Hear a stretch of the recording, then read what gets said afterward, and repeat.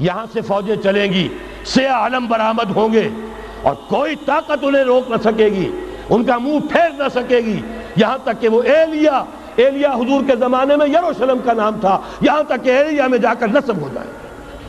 گویا کہ یہ جو ہمارے ہاتھ سے نکلا ہے قبضے سے، پہلے بھی عربوں کے ہاتھوں سے نکلا تھا بیت المقدس، یروشلم، عرب واپس نہیں لے سکے تھے۔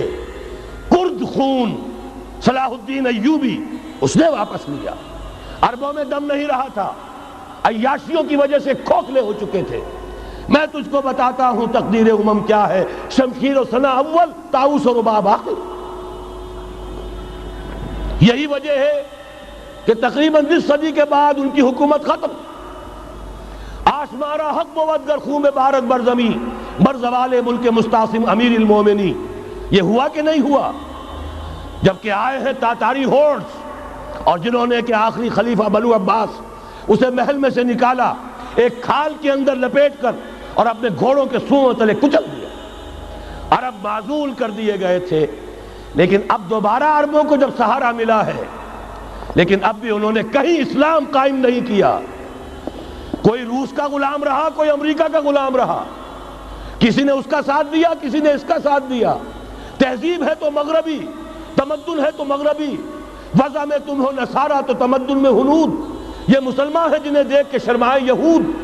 یہی معاملہ جب ان کا ہوا تو اب اللہ تعالیٰ کی طرف سے ان کے اوپر وہ عذاب کی بھٹی گرم ہونے والی ہے۔ لیکن اس کے بعد پھر یہاں سے جائیں گے وہ جو ان کی مدد کریں گے، اور یہ ایلیا کو واپس لینے والے یہ مشرق سے چلنے والے لشکر ہوں گے۔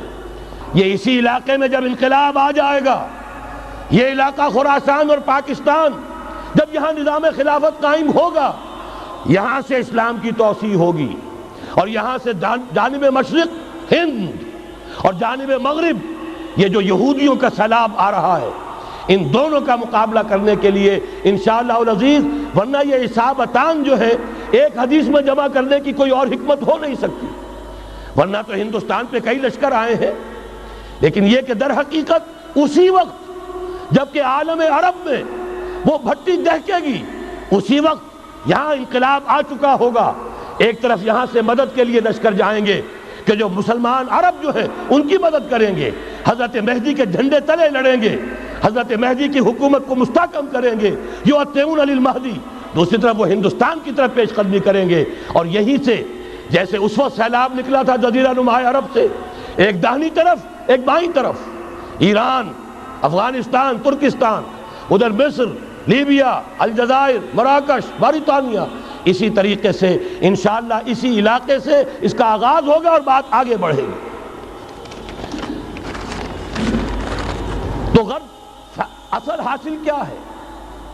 یہ ہونا ہے، پچھلے آثار ثابت کر رہے ہیں کہ ہونا ہے، حضور کی احادیث بتا رہی ہے کہ یہی سے ہونا ہے۔ ہوا صرف یہ ہے ہم بھٹک گئے، ہمیں اپنی منزل یاد نہ رہی۔ میں تو بہرحال ان لوگوں میں سے ہوں جنہوں نے نعرے لگائے تھے پاکستان کا مطلب کیا، لا الہ الا اللہ۔ میں سن 46 میں یہاں حبیبیہ ہال میں قائد اعظم نے مسلم اسٹوڈنٹ فیڈریشن کے جس اجلاس کو خطاب کیا تھا، ضلع حصار سے جو 2 ڈیلیگیٹ آئے تھے ان میں سے ایک میں تھا۔ میں نے بہرحال اس تحریک میں بھی حصہ لیا ہے، ایک ننھے کارکن کی حیثیت سے لیا ہے، پھر حالات کو بدلتے اپنے آنکھوں سے دیکھا ہے، ہم کہاں سے کہاں جا پہنچے ہیں۔